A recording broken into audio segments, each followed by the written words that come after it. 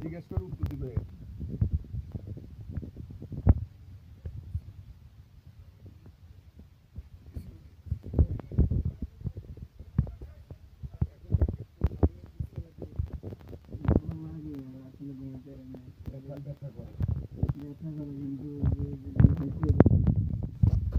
লাগে এদিকে উঠতে পারে না, দেখতে পারে না, অনেক কষ্ট। এখন তো এদিকে হয়েছে আবার বালিশ দেয়া। তো তুমি কোথায় ছিলে? মানিকনগর টিভারা। কি ছিল তোমার ঘটনাটা? ঘটনাটা হয়েছিল, আমি একটু ওখানে ছোটোখাটো জব, হ্যাঁ, ছোটোখাটো একটা জব করি ওখানে। জব করার কারণে অফিস বন্ধ ছিল 2-3 দিন, বন্ধ ছিল 2-3 দিন। পর আমি আন্দোলনে গিয়েছিলাম, দুই দিন গেছি, 3 দিনের দিন আমার এই অবস্থা হয়েছিল। ঢাকা ভর্তি করে না? ঢাকা নিয়েছিল আগে, মেডিকেলে নিয়েছিল। মেডিকেলে 3 দিন ছিলাম সেখানে। চিকিৎসা করছে, ভালো হয়েছে, কম বেশ।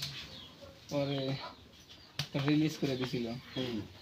রিলিজ করে দেওয়ার পরে এখানে আমি ছিল হলো সদরে আনছিলাম। ওখানে আবার ধরে দেখাও নাই, একদিন এক রাত ছিলাম। কোন সদরে? নোয়াখালী সদর। সদরে, কথা বললাম না ভাই।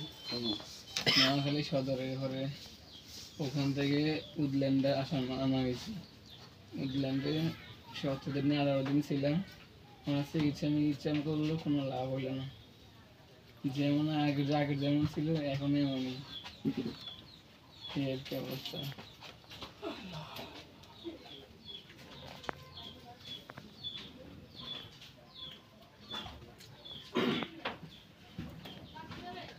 আচ্ছা আমি কথা বলি, হ্যাঁ দেখি তুমি ওষুধ তো খাইতেছ, ধরো এখানে আরো 10,000 টাকা আছে।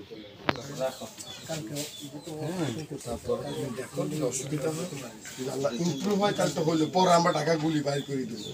আর যদি দেখো ইমপ্রুভ হইতেছে না আস্তে তাহলে টাকা নিয়ে যাবো। ঠিক আছে, দেখাইবো স্যার।